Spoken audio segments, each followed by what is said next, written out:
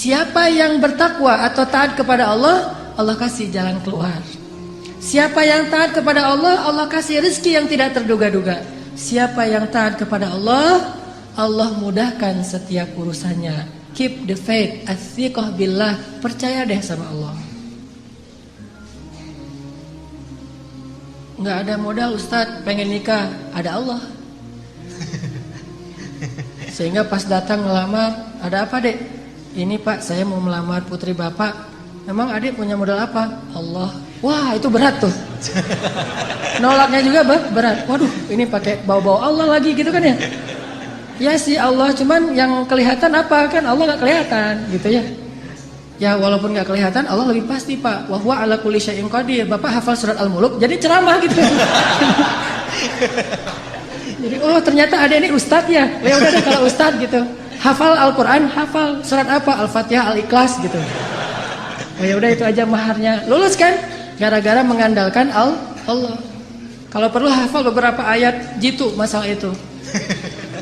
Kalau mereka fuqara, asa ayyughniyahumullah. Pak, Allah berfirman. Langsung datang-datang Allah berfirman. Belum ngutarain ini. Assalamualaikum, waalaikumsalam. Monggo, silakan duduk. Ada apa? Apa yang bisa saya bantu? Ini Pak, saya hanya ingin sharing ayat. Awalnya langsung pakai ayat. Allah berfirman, kalau mereka fakir, Allah yang akan memberikan mereka kecukupan.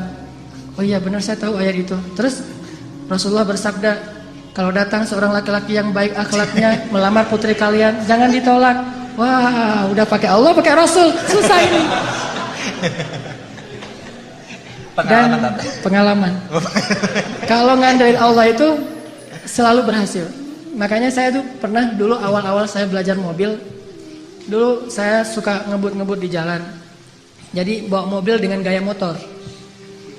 Kalau gaya motor kan selap-selip tuh. Bawa mobil kan nggak bisa gitu. Tapi karena saya emang senengnya ngebut, nggak sabaran. Di jalan saya ngebut, tiba-tiba di gang di Bandung tuh ada tentara naik motor keluar dari gang, saya tabrak. Sampai dia terjungkir jauh beberapa meter. Dan motornya itu ringsek. Alhamdulillah orangnya luka. Nggak meninggal maksudnya, luka. Lalu dia pakai baju dinas kan? Alhamdulillah saya juga pakai baju dinas ustadz. Pakai jubah, pakai sorban saya mah dulu. Setelah saya konsen dakwah di anak muda, di anak geng motor, baru saya mencocokkan penampilan saya dengan dunia anak muda. Dulu jubahan, sorbanan, baju dinas. Dia juga baju dinas, jadi sesama lagi dinas nih. Pas dia awalnya wajahnya udah merah mau marah, saya keluar dari mobil ngelihat wajah saya, ini kiai kualat nih kalau saya macam-macam.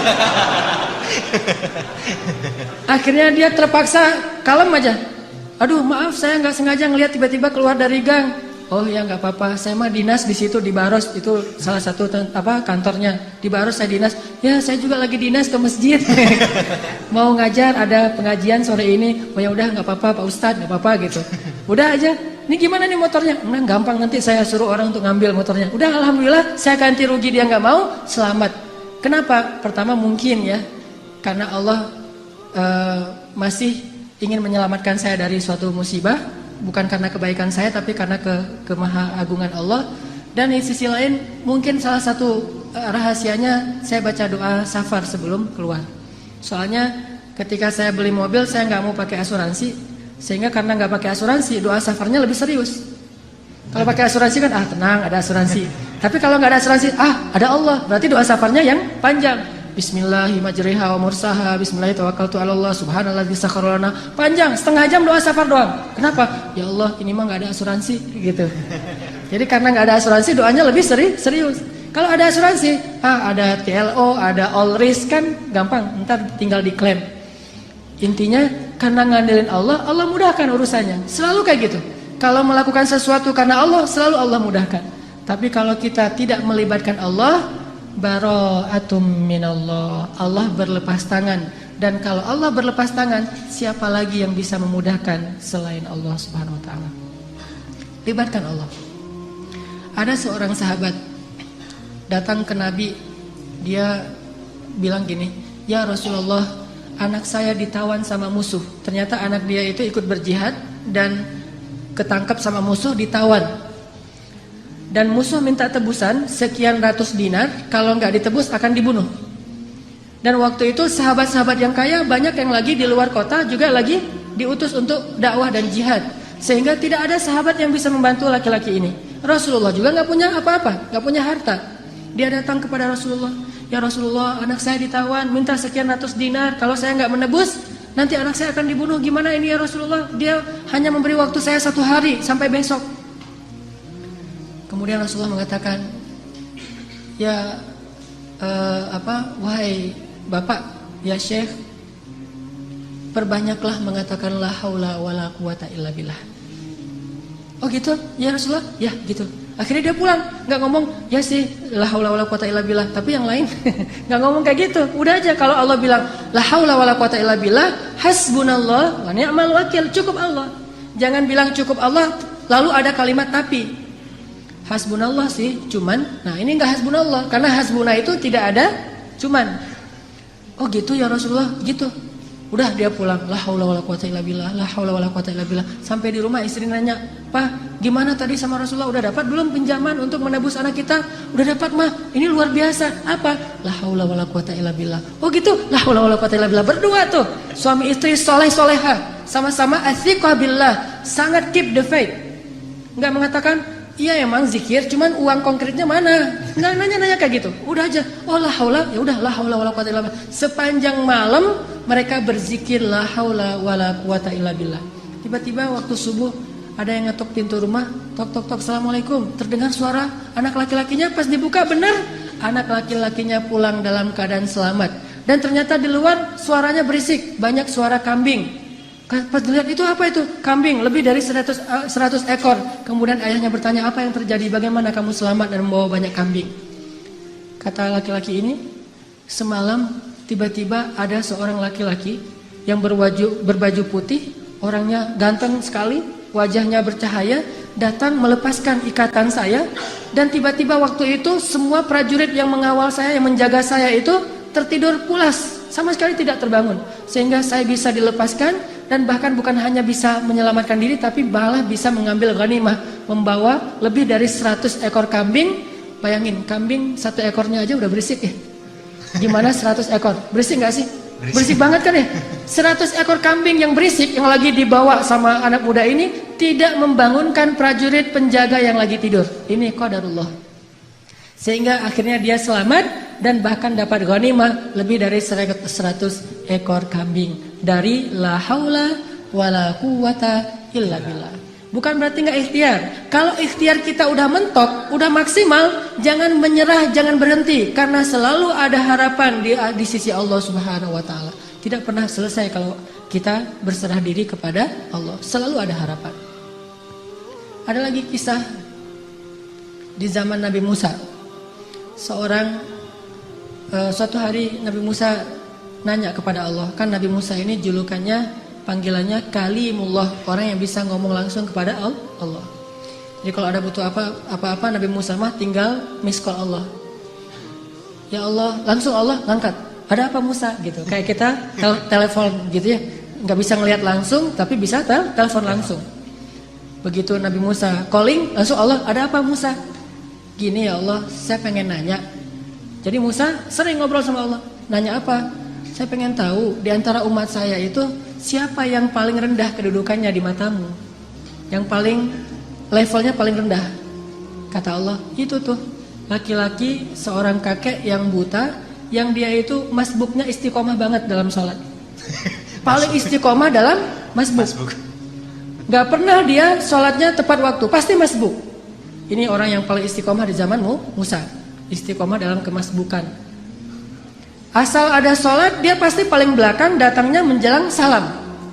Jadi kalau ada yang taruh sendal paling belakang itu pasti dia. Kalau ada salam yang kemudian nanti berdiri lagi, pasti dia. Orang yang selalu masbuk, orang tua buta. Oh itu orang yang paling rendah. Nabi Musa nyari mana? Oh si kakek itu yang paling rendah nilainya di mata Allah. Setiap hari dilihat dia masbuk sampai suatu hari ketika selesai sholat orang itu udah nggak ada. Nabi Musa telepon Allah. Musa ada apa? Itu si kakek kemana? Kok nggak datang-datang? Kata Allah, dia sudah meninggal dan sekarang ada di dalam surga. Nabi Musa heran, ya Allah, Gimana ceritanya tuh? Kakek yang nilainya paling rendah, yang gak ada apa-apanya, yang masbuk sejati, tiba-tiba masuk surga sejak dia meninggal. Apa yang terjadi ya Allah? Allah bilang, ya Musa, suatu hari ketika kakek ini keluar dari masjid, dari tempat ibadah, dia jalan kemudian tersasar, kesesat, gara-gara dia buta, sampai di sebuah tanah yang lapang. Dia menemui seorang laki-laki, kemudian dia bertanya, saya ada di mana sekarang? Laki-laki itu mengatakan, ini kamu sedang berada di tanah lapang, di sebuah lapangan, di sebuah alun-alun. Kemudian kakek ini mengatakan, tidak, sesungguhnya rahmat Allah lebih luas daripada segalanya. Kamu berada di tanah yang luas? Kata dia, tidak, rahmat Allah yang lebih luas. Hanya karena itu, kemudian Allah mengatakan, wahai Musa, sesungguhnya rahmatku mendahului kemarahanku. Sehingga dia masuk surga hanya dengan kalimat, sesungguhnya rahmat Allah lebih luas. Makanya kalau kita nge-tag Allah, nge-mention Allah, libatkan Allah dalam urusan kita, selalu beruntung. Bayangin sekedar mengatakan subhanallahi wa bihamdi subhanallahil azim. Langsung Allah sediakan pohon-pohon kurma yang sangat banyak di dalam surga. Begitu kita baca la haula wala quwata illa billah, Allah sediakan kunuz, harta yang ditaruh di dalam sebuah box yang sangat besar, disimpan di bawah arasy Allah Subhanahu wa taala. Mudah sekali. Karena kalau kita melibatkan Allah, yuridullahu bikumul yusra wala yuridu bikumul usr. Salah kalau orang bilang, aduh gak usah bawa-bawa Allah lah, jadi susah. Enggak. Justru kalau kita bawa-bawa Allah jadi mudah. Karena Allah itu pada dasarnya pengen memudahkan kita, enggak pengen nyusahin kita. Yuridullahu bikumul yusra wala yuridu bikumul usr. La yukallifullahu nafsan illa wus'aha. Sampai ketika turun ayat ittaqullaha haqqa tuqatih, bertakwalah kepada Allah sebenar-benar takwa. Para sahabat kemudian ngeluh, ya Rasulullah kami gak sanggup kalau sebenar-benar takwa. Terus gimana? Turun lagi ayat di surat At-Taghabun, fattaqullaha mastata'tum. Kalau gak bisa sebenar-benar takwa, ya udah bertakwa semampu kalian aja. Coba lihat, Allah memudahkan urusan hambanya. Sehingga kalau kita melibatkan Allah, maka insya Allah Allah akan memudahkan urusan kita. Kisah lagi, mungkin ada 2 atau 3 kisah lagi, bukti bahwa kalau kita melibatkan Allah itu mudah. Ada seorang nenek di zaman Nabi Musa, sudah menikah sekian puluh tahun belum dikaruniai anak. Datang kepada Nabi Musa, ya Nabi Allah, ada apa nek? Saya mau minta tolong. Ya, saya itu udah nikah sekian tahun tapi belum dikaruniai anak. Sedangkan engkau bisa bicara langsung dengan Allah.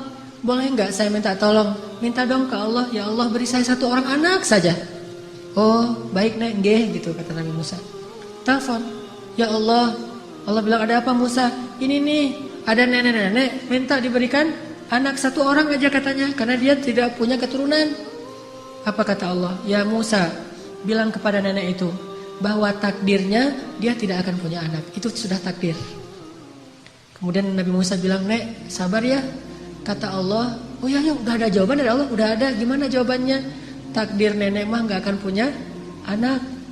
Oh gitu, ya sudah, assalamualaikum, waalaikumsalam, pulang. Sepanjang jalan sampai di rumah dia mengatakan, ya Rahim, ya Rahim, memang takdir saya tidak akan punya anak, tetapi engkau maha Rahim, beri saya anak ya Rahim. Jadi dia ngeyel gitu, terus saja minta sama Allah dengan bahasa yang lembut, ya Rahim, ya Rahim. Besok datang lagi ketemu Nabi Musa, assalamualaikum, waalaikumsalam. Nenek yang kemarin, ada apa nek gitu? Sama, Nabi Musa masih yang kemarin gitu. Apaan? Minta dong ke Allah lagi supaya dikasih anak. Lah kan udah kemarin katanya takdirnya gak akan punya anak. Ya siapa tahu sekarang berubah. Ini nenek nih, sikoh billah, yakin banget sama Allah. Karena gak mau ngecewain, walaupun Nabi Musa juga udah tahu takdirnya kayak gitu. Ya udah, Nabi Musa telepon lagi, ya Allah ini si nenek yang kemarin. Oh ya Musa, jawab aja kayak kemarin. Oh dia gak akan punya anak. Nek, saya bilang juga apa? Takdirnya nenek gak akan punya anak. Udah bersabar aja. Oh gitu ya. Ya udah, assalamualaikum, waalaikumsalam. Ya Rahim, ya Rahim. Terus aja gitu. Datang lagi nenek yang sama. Nek, sama jawabannya. Belum ngomong juga udah dikasih tahu aja jawaban. Tapi kata nenek, coba minta lagi. Mudah-mudahan Allah udah mau ngasih sekarang. Ya Allah, nenek yang kemarin datang lagi. Wahai Musa, takdirnya gak akan punya anak. Nek, memang udah takdirnya kayak gitu. Sabar aja. Gimana tuh caranya Nek? Udah takdir Allah gak akan bisa dirubah. Oh gitu, ya Rahim pulang terus. Setelah sekian lama gak datang-datang. Setelah beberapa bulan akhirnya dia datang bawa bayi. Gendong bayi datang ke Nabi Musa. Assalamualaikum gitu. Waalaikumsalam. Nenek yang dulu. Ya, terus itu siapa? Anak siapa? Anak saya. Hah? Ya Allah, ini ceritanya gimana nih? Kok bisa nih nenek punya anak? Nabi Musa nelpon Allah. Gimana nih ceritanya nenek yang takdirnya gak bakalan punya anak tiba-tiba bawa bayi? Kata Allah, ya Musa, setiap kali saya bilang takdirnya gak punya anak, dia bilang ya Rahim, ya Rahim. Dibilang lagi gak punya anak, dia bilang ya Rahim, ya Rahim. Wahai Musa, ketahuilah sesungguhnya rahmat saya mendahului takdir. Sehingga dengan rahmat Allah, Allah mengubah takdir nenek ini yang tadi gak punya anak jadi punya anak. Kalau kita baca hadis-hadis Nabi tentang kisah-kisah para anbiya itu luar biasa. Intinya adalah mereka selalu mengandalkan Allah dan selalu mendapatkan janji-janji yang Allah pernah janjikan kepada mereka. Gak pernah kecewa. Mungkin cerita terakhir yang sangat populer itu adalah cerita Siti Hajar. Ini bagi saya menakjubkan banget nih ceritanya. Nabi Ibrahim bawa Siti Hajar dari Palestina ke Mekah, melintasi gurun pasir hanya bertiga saja. Ibrahim, Hajar, Ismail kecil. Karena Allah memerintahkan Ibrahim, bawa keluargamu ke sebuah biwadin ghairi dzi zar', kepada sebuah lembah yang tidak ada kehidupan di sana, bawa ke sana. Di Bakkah yang kemudian namanya menjadi Mekah. Akhirnya Ibrahim bilang ke Hajar, Hajar, yuk kita hijrah gitu. Hijrah kemana mas? Hajar nggak nanya hijrah kemana, udah aja, oh hijrah ya, sami'na wa ata'na. Di bawah gitu jalan kaki melintasi padang pasir, berhenti sebentar di rest area, makan minum seadanya, lanjut lagi. Nggak pernah nanya, mas ini kemana sih kok nggak sampai-sampai? Nggak pernah Hajar nanya kayak gitu. Atau nggak pernah juga dia bilang, mas turunin saya aja di mall itu nanti dijemput lagi. Nggak ngomong nurunin di mall mana, di rest area mana, di masjid mana, ntar kalau udah beres urusannya baru jemput lagi. Nggak, sami'na wa ata'na. Ini istri soleha banget, ikut aja gimana kata suami. Sampai udah di lembah yang tandus, baru Ibrahim mengatakan, ya Hajar, disinilah tempat yang dijanjikan. Tinggallah kita di sini. Ya siap, sami'na wa ata'na. Tinggal bikin tenda kecil untuk bayinya. Hari kedua setelah tinggal di situ, baru Ibrahim bilang, ya Hajar, saya akan kembali ke Palestina. Tinggallah kalian di sini. Baru setelah sekian lama Hajar diam, kali ini Hajar udah gak kuat untuk diam. Baru dia nanya, ya Ibrahim, engkau tinggalkan kami di sini bersama seorang bayi dan tidak ada siapa-siapa, bahkan air dan kehidupan pun tidak ada di sini. Wahai Ibrahim, bagaimana engkau akan tinggalkan kami? Ibrahim gak tega untuk menjawab. Akhirnya Ibrahim pergi aja tanpa berbicara. Karena Ibrahim pergi, akhirnya Hajar mengganti pertanyaannya. Dan pertanyaan kedua ini lebih benar dari pertanyaan pertama. Kalau pertanyaan pertama, gimana engkau meninggalkan kami sendiri? Pertanyaan yang keduanya adalah, Hajar tanya kepada Ibrahim, ya Ibrahim, Allahu amaraka bihada? Apakah Allah yang menyuruhmu melakukan ini? Ibrahim mengangguk, ya ini perintah Allah. Apa kata-kata Hajar? La yudayyi'anallahu idzan. Kalau begitu pergilah wahai suamiku, Allah tidak akan mengecewakan kami. Ini namanya keep the faith. Kalau udah libatin Allah, berubah semuanya. Kalau tadi khawatir, galau, sedih, takut, tapi begitu nanya Allahu amaraka bihada, yang menyuruh kamu melakukan ini wahai Ibrahim? Ya kata Ibrahim, la yudayyi'anallahu idzan. Kalau gitu pergilah wahai suamiku, Allah tidak akan mengecewakan kami. Jadi kalau ada suami pergi tiba-tiba, kemana mas? Itu pertanyaannya salah, nggak usah dijawab. Tapi kalau nanyanya, mas ini Allah yang nyuruh? Ya, oh pergi aja. Gak apa-apa juga sebulan, setahun, Allah tidak akan mengecewakan kami. Kemana ternyata? Ikut taklim, ikut mungkin ada itikaf di mana. Kalau Allah yang nyuruh, maka istri akan tenang. Tapi kalau bukan Allah yang nyuruh, ini kenapa mas kok pergi, Allah yang nyuruh? Bukan tuntutan sosial media. Ada yang lagi harus saya selesaikan, ada yang jadi selebgram, saya pengen deketin. Nah, ini baru namanya perlu khawatir. Tapi kalau Allah yang nyuruh, insya Allah aman. Pergilah wahai Ibrahim, Allah gak akan ngecewain kami. Ibrahim pergi, kemudian kita tahu adegannya. Ternyata kehabisan air, Ismail nangis-nangis, Hajar lari antara Safa dan Marwah. Allah nggak mengecewakan mereka dan memberikan air yang tidak pernah berhenti mengalir sampai hari ini. Dan itu air mukjizat banget loh. Gimana mukjizat? Kalau lagi banyak jamaah haji atau umroh di Mekah, air itu tidak akan kekurangan. Setiap hari orang minum air Zam-Zam. Kalau saya lagi umroh tuh selain minum, bahkan setiap hari dibawa dalam botol aqua. Kita kalau pergi ke masjid itu bawa botol aqua kan ya. Terus ngisi air Zam-Zam. Di dalam hotel kita nggak pernah minum air aqua dari hotel, selalu minum Zam-Zam yang dibawa dari masjid. Bayangin, dalam sehari 5 kali orang membawa air Zam-Zam setiap waktu sholat. Dan jumlah jamaahnya itu bisa sampai 3 juta kalau musim haji. Lalu ketika mereka pulang, mereka membawa minimal 5 liter air Zam-Zam di seluruh dunia, sebanyak 3 juta orang. Air Zam-Zam tidak mengering, keluar sebanyak-banyak yang dibutuhkan. Tapi begitu haji selesai, umrah belum dibuka, Mekah sepi. Tidak ada yang umrah kecuali orang lokal saja. Paling-paling ratusan orang, tidak sampai 1000 orang. Tapi walaupun yang datangnya sedikit, yang minumnya sedikit, air Zam-Zam tidak membanjiri kota Mekah. Ini namanya berkah. Kalau butuh banyak keluar banyak, kalau butuh sedikit keluar sedikit. Bukan pas butuh banyak airnya putus, atau pas butuh sedikit airnya jadi banjir. Soalnya biasanya keluarnya banyak. Enggak kayak gitu Zam-Zam, sangat berkah. Dan itu gara-gara kata Hajar, la yudayyi'anallahu idzan. Allah enggak bakalan ngecewain kami. Maka teman-teman, ayo kita belajar melibatkan Allah dalam urusan kita. Ada masalah dikit, oh serahin sama Allah sambil berikhtiar. Tapi jangan bergantung kepada ikhtiar. Ikhtiar hanya sebuah kewajiban kita yang diperintahkan Allah. Tetapi hati kita tidak boleh bergantung kepada ikhtiar. Hati kita bergantung di langit kepada Allah Subhanahu wa ta'ala. Andalkan Allah, maka kita tidak akan kecewa insya Allah.